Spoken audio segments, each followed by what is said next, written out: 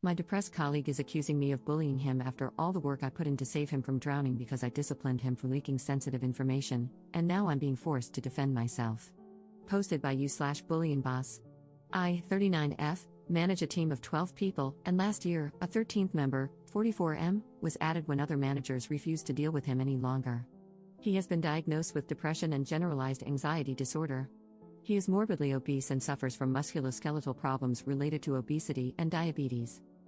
When he was assigned to me, it was because I had successfully helped other mentally ill staff members, and I was happy to take him on, believing I could help. We made progress and steadily increased his level of work.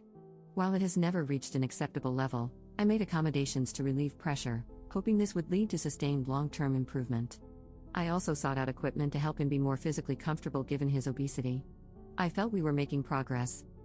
Unfortunately, he committed a serious breach of security by sending out personal information to someone not legally entitled to receive it, and I had to place him on formal disciplinary action.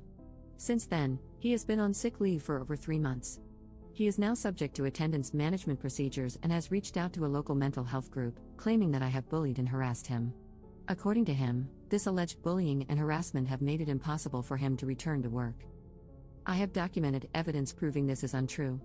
When he was informed that he needed to move away from me for health and safety reasons, he became very distressed and demanded to stay with me for mental health reasons. I have signed documentation in which he states that I am supportive and that he does not want the reasonable accommodations I have offered, such as shorter days, fewer days, and longer breaks.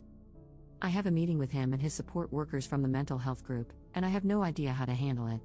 How should I approach this? I can prove he is lying and that he has a pattern of lying to get out of trouble.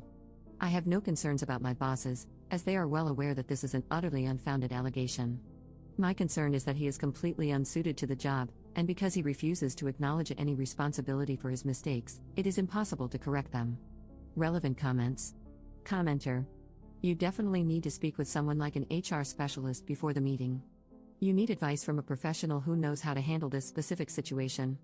Ops response. I have spoken with our internal HR, but they are terrified that any accusations of bullying a person with mental health problems could be problematic since it is a hot topic at present. I have referred the person for counseling internally, and they have repeatedly told me, documented, that they have taken up this service.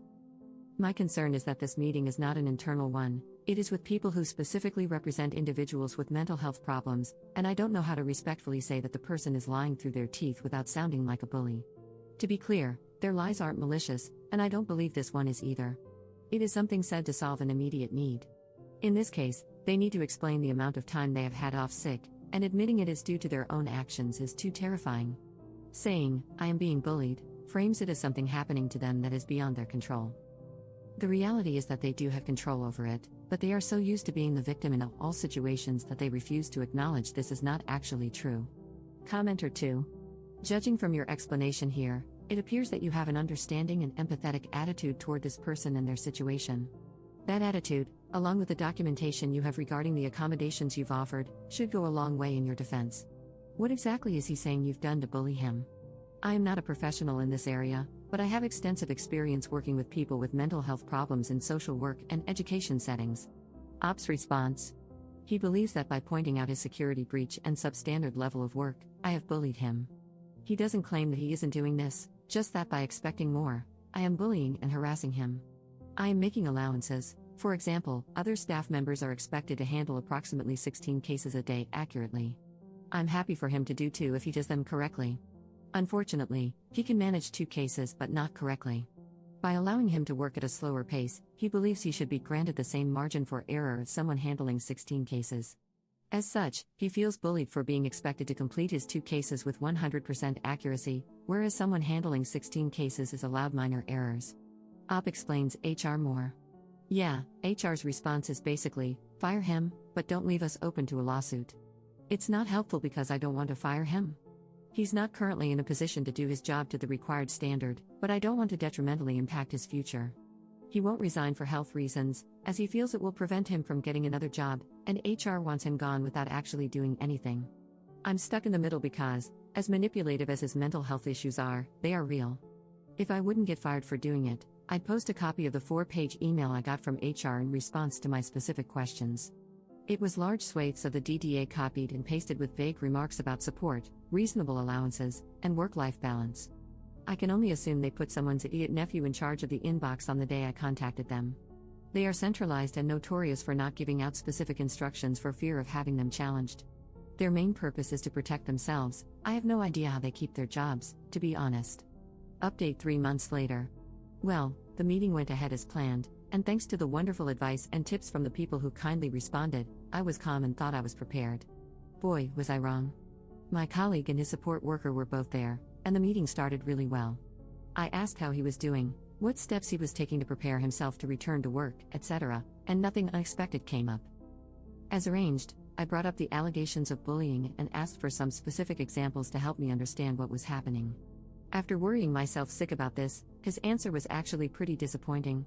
He gave no examples and only offered vague explanations about his anxiety making him overreact to other people's conversations, which made him feel like he was being picked on. I advised him, and my boss backed me up, that there was literally nothing I could do about that. I patiently explained that I could not ban people from talking, and I would not sit in silence to ensure that he never heard anything he didn't like. My boss stressed that his poor performance needed to be addressed and that this was part of my job, emphasizing that doing so was in no way harassment. His support worker agreed with that, and we had a brief chat about how I could better communicate. To be honest, there was nothing they said that was particularly helpful, but I did agree to be mindful of their condition moving forward. Then it got weird. I asked if there was anything I could do to help him transition back into work. This normally involves a phased return, changing to part-time hours, etc., but not this time. As I was talking, he started taking paperwork out of a folder, and I should have realized something was up when his support worker sighed deeply and slumped down in his chair. My colleague requested that he be allowed to bring an emotional support animal to work with him, namely, a support cat. We are in the UK, and this is not the norm, so I was a bit surprised. He had not settled on a breed yet but was torn between an Abyssinian and a Siamese. I thought pointing out some obvious difficulties with this idea might make him realize how inappropriate it would be. For example, I pointed out that we have a guide dog in the building for a partially sighted colleague. His name is Rufus, and he is by far the most popular person in the building, the dog, not the human, and they may not get along with a cat. He responded by telling me that it was illegal to discriminate by favoring one disability over another and that if a blind person could have a guide dog, a depressed person could have a cat. I moved on from this, clearly idiotic, point and asked how a cat would react to being placed in a pet carrier twice a day to travel to and from work. He advised me that he would train the cat. My boss became very agitated at this point, demanding, "How the hell do you train a cat?" Not to be deterred, my colleague stated that, in the worst-case scenario, he would leave the cat at work overnight and only take him home on weekends. I asked how he intended to cope with litter tray cleaning, etc. Given his serious weight issues, bending down to empty a litter tray would be difficult for him. He presented me with a spreadsheet he had created, featuring a team rota for cleaning up after the cat and feeding it. He had also calculated the costs of food, insurance, and the actual price of the cat on said spreadsheet, which included an expected donation from each team member, on a sliding scale depending on how he perceived their financial circumstances. I was paying the most, as I am single, earn more, and have no dependent children. The spreadsheet was quite impressive, color-coded and everything. I politely said no to that, and he then started insisting that the company should pay, as it would be a legitimate business expense to accommodate his disabilities. At this point, I realized my boss was still repeating, "How the hell do you train a cat?" while the support worker was shaking his head and muttering, "I told you not to do this."